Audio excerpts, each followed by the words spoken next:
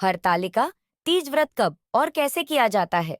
यह व्रत हर साल भाद्रपद माह के शुक्ल पक्ष की तृतीया तिथि को किया जाता है। इस व्रत से जुड़ी एक मान्यता यह है कि इस व्रत को करने वाली स्त्रियां पार्वती जी के समान ही सुखपूर्वक पतिर्मण करके शिवलोक को जाती हैं। सौभाग्यवती स्त्रियां अपने सुहाग को अखंड बनाने रखने के लिए और अविवाहित युवतियां मन मुताबिक वर पाने के लिए हरतालिका तीज का व्रत करती हैं। इस दिन व्रत करने वाली स्त्रियां सूर्योदय से पहले ही उठ जाती हैं और नहाकर पूरा श्रृंगार करती है। पूजन के लिए केले के पत्तों से मंडप बनाकर गौरी शंकर की प्रतिमा स्थापित की जाती है।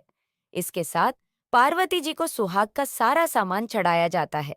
रात में भजन कीर्तन करते हुए जागरण कर 3 बार आरती की जाती है और शिव पार्वती विवाह की कथा सुनी जाती है।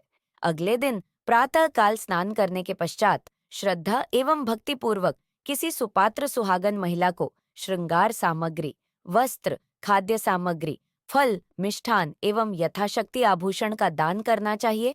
रेत के शिवलिंग बनाए हैं तो उनका जलाशय में विसर्जन किया जाता है और खीरा खाकर व्रत को संपन्न किया जाता है।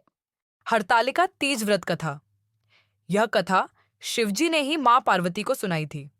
शिव भगवान ने इस कथा में मां पार्वती को उनका पिछला जन्म याद दिलाया था। शिवजी ने मां पार्वती को बताया कि पिछले जन्म में तुमने मुझे पाने के लिए बहुत छोटी उम्र में कठोर तप और घोर तपस्या की थी। तुमने ना तो कुछ खाया और ना ही पिया, बस हवा और सूखे पत्ते चबाए। जला देने वाली गर्मी हो या कंपा देने वाली ठंड, तुम नहीं हटी। बारिश में भी तुमने जल नहीं पिया।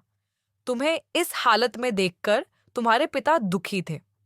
उनको दुखी देखकर नारद मुनि आए और कहा कि मैं भगवान विष्णु के भेजने पर यहाँ आया हूँ। वह आपकी कन्या से विवाह करना चाहते हैं। इस बारे में आपकी राय जानना चाहता हूँ। नारद जी की बात सुनकर आपके पिता बोले, अगर भगवान विष्णु यह चाहते हैं तो मुझे कोई आपत्ति नहीं, परंतु जब तुम्हें इस विवाह के बारे में पता चला तो तुम दुखी हो गई। तुम्हारी एक सहेली ने तुम्हारे दुख का कारण पूछा तो तुमने कहा कि मैंने सच्चे मन से भगवान शिव का वरण किया है, किंतु मेरे पिता ने मेरा विवाह विष्णु जी के साथ तय कर दिया है। मैं विचित्र धर्म संकट में हूँ। अब मेरे पास प्राण त्याग देने के अलावा कोई और उपाय नहीं बचा। तुम्हारी सखी बहुत समझदार थी। उसने कहा, प्राण छोड़ने का यहाँ कारण ही क्या है? संकट के समय धैर्य से काम लेना चाहिए। भारतीय नारी के जीवन की सार्थकता इसी में है कि जिसे मन से पति के रूप में एक बार वरण कर लिया, जीवन पर्यंत उसी से निर्वाह करें। मैं तुम्हें घनघोर वन में ले चलती हूँ, जो साधना स्थल है और जहाँ तुम्हारे पिता तुम्हें खोज भी नहीं पाएंगे। मुझे पूर्ण विश्वास है कि ईश्वर अवश्य ही तुम्हारी सहायता करेंगे। तुमने ऐसा ही किया। तुम्हारे पिता तुम्हें घर में न पाकर बहुत चिंतित और दुखी हो गए। इधर तुम्हारी खोज होती रही, उधर तुम अपनी सहेली के साथ नदी के तट पर एक गुफा में मेरी आराधना में लीन रहने लगी। तुमने रेत के शिवलिंग का निर्माण किया। तुम्हारी इस कठोर तपस्या के प्रभाव से मेरा आसन हिल उठा और मैं शीघ्र ही तुम्हारे पास पहुंचा और तुमसे वर मांगने को कहा। तब अपनी तपस्या के फलीभूत मुझे अपने समक्ष पाकर तुमने कहा, मैं आपको सच्चे मन से पति के रूप में वरण कर चुकी हूँ। यदि आप सचमुच मेरी तपस्या से प्रसन्न होकर यहाँ पधारे हैं तो मुझे अपनी अर्धांगिनी के रूप में स्वीकार कर लीजिए।